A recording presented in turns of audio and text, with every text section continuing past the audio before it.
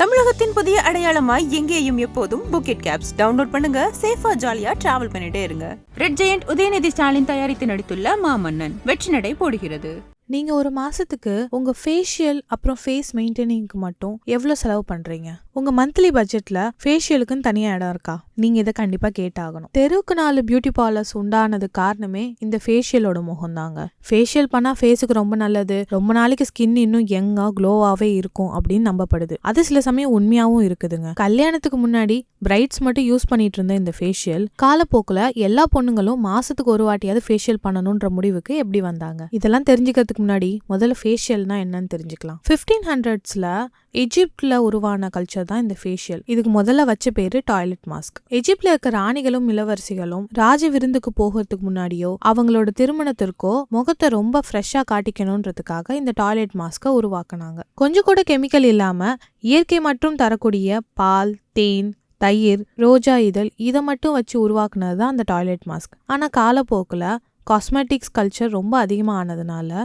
Facial கிட்ஸும் நிறைய கெமிக்கல்ஸோட வர ஆரம்பிச்சிருச்சு. இந்த கெமிக்கல் ஃபேஷியல்ஸ் எல்லாம் இன்ஸ்டண்டா நமக்கு நல்ல க்ளோ கொடுத்தாலும் இதை லாங் ரன்ல யூஸ் பண்ணும்போது சைட் எஃபெக்ட்ஸ் கண்டிப்பா இருக்கும். இந்த ஃபேஷியல்ஸ்லாம் ஆன்டி ஏஜிங்காவே இருந்தாலும் சர்டன் ஏஜ் நீங்க டச் பண்ணும் போது இருக்கிறத விட அதிகமாக சுருக்கங்கள் வரத்துக்கும் வாய்ப்பு இருக்கு. கிளைகோலிக் ஆசிட், பாரபின், லாக்டிக் ஆசிட்னு சொல்லி நிறைய கெமிக்கல்ஸ் ஃபேஷியல் கிட்ஸ்லயும் இருக்குதுங்க. கோல்டு, டைமண்ட், பேர்ல், மில்க்னு நிறைய ஃபேஷியல்ஸ் இருந்தாலும் இதுல அவங்க சொல்ற மாதிரியோ இல்ல அந்த அட்டைப்படத்துல இருக்கிற மாதிரி நேச்சுரல் ப்ராடக்ட்ஸோ அந்த ஃபேஷியல் கிட்ஸ்ல பெரும்பாலும் இருக்கிறது இல்ல. ஸோ இந்த ஃபேஷியலை வாங்குறதும் ரொம்ப விலை கொடுத்து வாங்குறதும் ஒண்ணுதாங்க. ஃபேஷியலை கிட் வாங்கி பண்ணணும்னு தான் அவசியம் இல்லைங்க. நம்ம வீட்லயே இதை பண்ணலாம் with easy 5 steps. Step 1, cleansing. Rose வாட்டர்ல காட்டன் டிப் பண்ணி அதை எடுத்து மூஞ்சில நல்லா அப்ளை பண்ணிக்கோங்க. இதை அப்ளை பண்ணி வைப் பண்ணும் போது டெட் செல்ஸும் அழுக்கும் வெளியில வந்துடும். வீட்டில் பால் காய்ச்சி வச்சிருப்பாங்க. அந்த பாலுக்கு மேல ஆடை இருக்கும். அந்த ஆடையை அப்படியே எடுத்து ஃபேஸ்ல நல்லா அப்ளை பண்ணி அது ட்ரை ஆனதுக்கு அப்புறமா வாஷ் பண்ணிடுங்க. Step 2, scrubbing. வீட்டில் சால்ட் இல்லைன்னா சுகர் எடுத்துக்கோங்க. அதுல கொஞ்சம் ஹனி சேர்த்துக்கோங்க. உங்க ஃபேஸ், உங்க நெக், அப்புறம் உங்களோட ஜா லைன்ஸ் எல்லாத்துலேயுமே இதை நல்லா போட்டு ஸ்க்ரப் பண்ணி விடுங்க. அதாவது நல்லா தேய்ச்சி விடுங்க. ஒரு 5 நிமிஷம் கழிச்சு அதை வாஷ் பண்ணிடுங்க. Step 3, moisturising. உங்க வீட்டில் அலோவேரா இருக்கும் இல்லையா, அந்த அலோவேராவை கட் பண்ணி நல்லா வாஷ் பண்ணிட்டு ஒரு மிக்சியில் அடிச்சு அதை எடுத்து ஃபேஸ்ல அப்ளை பண்ணிக்கோங்க. ஒரு 5 நிமிஷம் கழிச்சு வைப் பண்ணிடுங்க. அப்புறமா ஸ்டீம் எடுக்கணும். ஸ்டீம் உங்க வீட்டில் ஆவி பிடிக்கிற மாதிரி, ஜலதோஷத்துக்கு ஆவி பிடிக்கிற மாதிரி கூட ஸ்டீம் எடுக்கலாம். அப்படி இல்லைன்னா ஒரு டவல்ல சுடு தண்ணி முக்கி அந்த டவல் அப்படியே ஃபேஸ்ல டேப் பண்ணாலும் ஸ்டீம் எடுத்ததுக்கு ஈக்குவலா ஆயிடுங்க. Step 4, face mask. இந்த ஃபேஸ் மாஸ்க்ல உங்களுக்கு பிடிச்ச மாதிரி எந்த வெஜிடபிள்ஸ் வேணா சேர்க்கலாம். Like carrot, beetroot, potato, tomato எது வேணாலும் சேர்த்துக்கலாம். நீங்க சூஸ் பண்ண வெஜிடபிளோட ஜூஸ் கொஞ்சம் கடலை மாவுல சேர்த்து நல்லா மிக்ஸ் பண்ணி அதை ஃபேஸ்ல தடவுங்க. காஞ்சதுக்கு அப்புறம் அதை நல்லா வாஷ் பண்ணி விடுங்க. Step 5, serum. நாட்டு மருந்து கடைகள்ல குங்குமாதி தைலம்னு சொல்லி ஒன்று இருக்குங்க. அந்த குங்குமாதி தைலம் வாங்கி 4 சொட்டு கையில விட்டு அதை அப்படியே ஃபேஸ்ல அப்ளை பண்ணுங்க. அதை விட ஒரு பெஸ்ட் சீரமே இருக்க முடியாதுங்க. இதை நீங்க மாசத்துக்கு ஒரு வாட்டி பண்ணாலே போதுங்க. உங்க ஃபேஸ் ரொம்ப அழகா, பிரைட்டா, ஃப்ரெஷ்ஷா இருக்குங்க. தமிழகத்தின் புதிய அடையாளமாய் எங்கேயும் எப்போதும் புக்கெட் கேப்ஸ் டவுன்லோட் பண்ணுங்க. சேஃபா ஜாலியா டிராவல் பண்ணிட்டே இருங்க.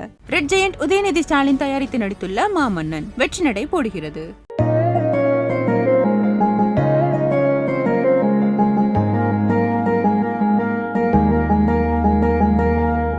ஸ்டார்ட் ஆச்சு நம்ம ஸ்டோரி. நீ சொல்றியா நான் சொல்லுவேன்? நான் சொன்னா உண்மையே சொல்லுவேன்.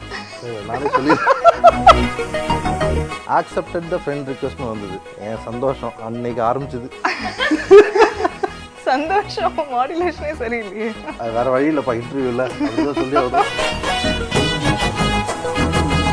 சம்வேர் அரௌண்ட் 8:39 அந்த டைம் தூங்கிட்டு இருக்கும்போது அந்த ஒரு ஆட் ஃப்ரெண்டு கொடுத்தது மட்டும்தான் ஞாபகம். அங்கிருந்தா எவ்ரி திங் ஸ்டார்டட்.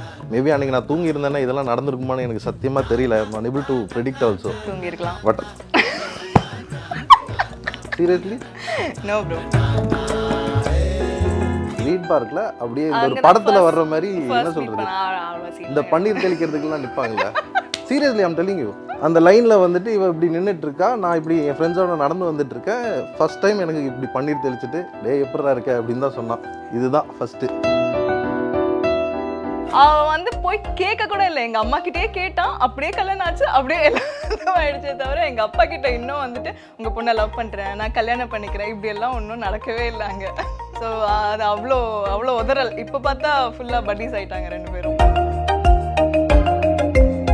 ஸோ ஒரு சில டைம்லாம் உடஞ்சிருக்கா லைக் என்ன இன்னும் கிடைக்கல இப்போ ப்ளீஸ் அதை பற்றியெல்லாம் வேண்டாம். சரி சொல்லலாம். Yeah.